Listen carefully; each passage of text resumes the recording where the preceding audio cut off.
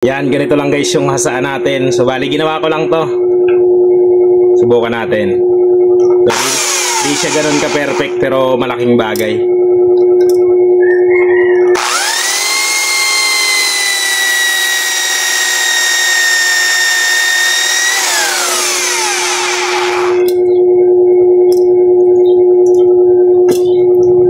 Pwede na rin.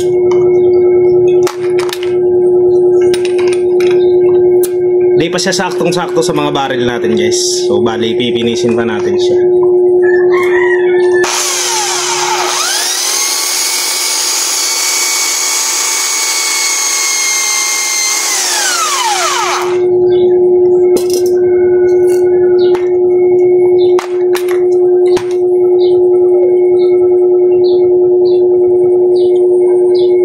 Ito naman yung sukatan natin. So sadya ko talaga siya guys na hindi sumakto.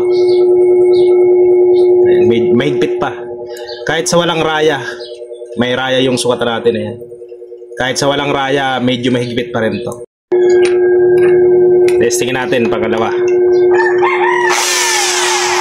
So kung mayroon kayo guys mga kahoy na medyo matitigas, bubutasan lang natin. Ganyan ginawa ko, inipit ko lang yung dalawang talim. Parang yung isang talim niya lock, yung isa yun ang pantasan natin. Yung isa. Bagyang-bagya lang siya nakausli. Una, nagkamali pa tayo. Tapos nagbutas ako ng pangalawa. Ito okay na, kahit pa paano.